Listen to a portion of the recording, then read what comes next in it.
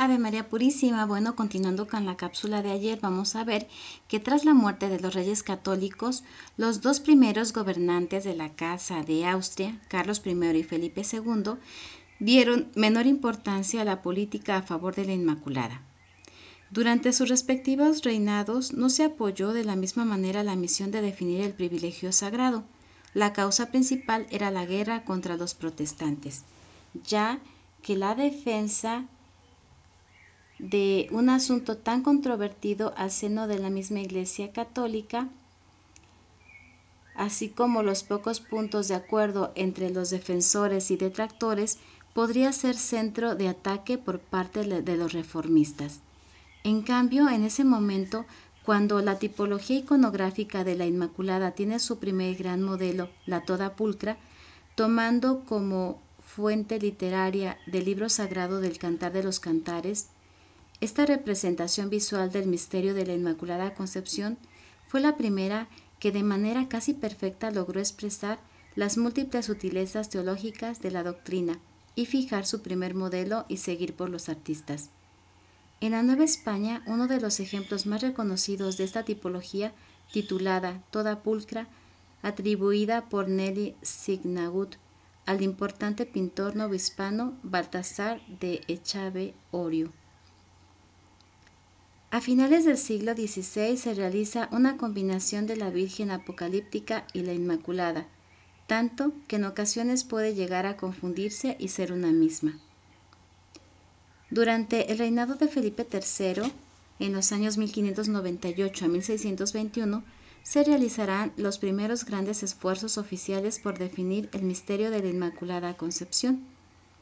El gran espíritu del monarca propició la creación de la primera de las juntas reales a favor de la Inmaculada, instancias que buscaban tramitar en Roma los privilegios especiales para María, por medio de legaciones que eran dirigidas o presididas por miembros de la sociedad de los más capaces e importantes. Estas primeras juntas lograron obtener del papado documentos que fueron celebrados con júbilo en varias partes del imperio, por considerarse favores otorgados a la Virgen. Se trataba en esencia de la prohibición a las discusiones en público del tema de la Inmaculada. Los espacios permitidos para la querella del asunto quedaron reducidos a las universidades y los cabildos. La pena de castigo a quienes incumplieran el mandato pontificio real. Esta legislación era reflejo del celo con el que el gobierno monárquico guardaba el misterio inmaculista. En la historia de España, solo otra idea ha merecido tal cuidado y protección, el del sacramento de la Eucaristía. El modelo de protección y aniquilación del pecado por parte de San Miguel Arcángel fue reutilizado con una nueva forma en el siglo XVII. Durante el reinado de Felipe IV, en los años 1621 a 1665, se prohibieron las discusiones privadas sobre la Purísima Concepción, gracias a la Decretal Sanctissimos del Papa Gregorio XV. A partir de entonces, la literatura peregrina y la pintura elaboraron obras que mostraban de manera más explícita la unión entre la corona y la devoción al privilegio sagrado de María. Las imágenes de la defensa del misterio son prueba fehaciente del estatus de tradición y obligación real con que le miraban los monarcas. También en el año 1661, el 8 de diciembre, el Papa Alejandro VII promulgó la bula Solicitud Omnium Ecclesia, que habla sobre la Inmaculada Concepción de María, solicitud del Papa por la integridad de la doctrina católica.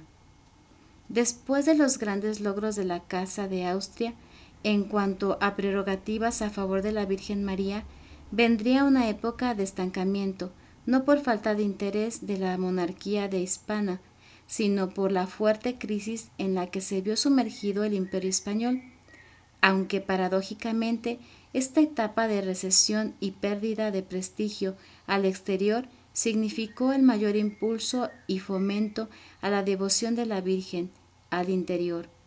Esto se debió a que se creía firmemente en que si se conseguía la definición del misterio como dogma de fe, vendría un resurgimiento político, económico y social. Después del reinado de Felipe IV llegaría el último miembro de la Casa de Habsburgo español, el rey Carlos II, en los años 1665 a 1700, conocido como el hechizado. Estaba enfermo y era débil de carácter, en el término de la Casa de Austria, pero no en el interés real español por lograr la definición dogmática de la Inmaculada. En su lecho de muerte, Carlos II ordenó a sus colaboradores que recordaran el deber de los reyes de España al nuevo monarca Felipe de Anjou. Este nieto de Luis XIV, el Rey Sol, y Felipe IV, y el sobrino de Carlos II, llegó al trono español con el nombre de Felipe V, inaugurando la dinastía de los Borbones. Esta nueva estirpe real continuaría la devoción a la Inmaculada Concepción, pero en lugar de presionar por una definición dogmática, contribuiría a propagar la doctrina al establecer oficialmente el patronato de la Virgen sobre el Imperio español. Felipe V entendió rápidamente su obligación hereditaria, logrando del papado la bula Comici Nobis de 1708, donde se disponía que toda la Iglesia y nación española debía celebrar la fiesta de la Inmaculada. Sus sucesores Fernando VI, Carlos III y Carlos IV extenderían a todos sus dominios sus prerrogativas a favor de la Virgen María.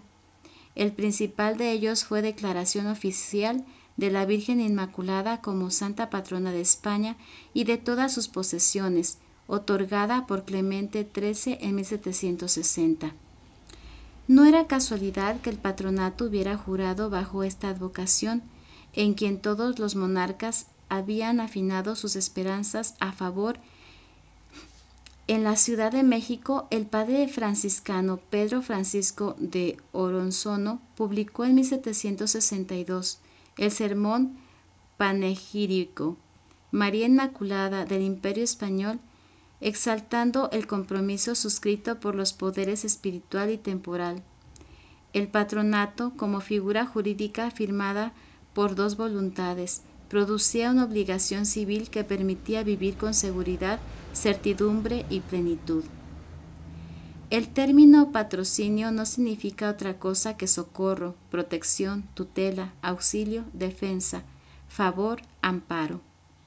Según Jacinto de Herrera, el término era usado desde la imperial romana cuando los plebeyos tenían que elegir un patrocinio, para que con sus autoridades y riquezas los defendieran y ampararan. Las construcciones visuales de la Inmaculada Concepción no solo funcionaron como imágenes de devoción, piedad o culto, sino como dispositivos de tipo social, como elementos legitimadores y sustentadores. La iconografía de la Inmaculada Concepción de María no solo se presenta al estudioso o al espectador contemporáneo como una imagen de contenido religioso. Verdad de perogrullo resulta el establecer la estrecha relación entre política y religión, pero es necesario ubicar una de las cosas más importantes y con más ejemplificaciones. Aun cuando la Inmaculada Concepción es la representación de una doctrina teológica complicada y controvertida, su contenido político es claramente identificable e innegable.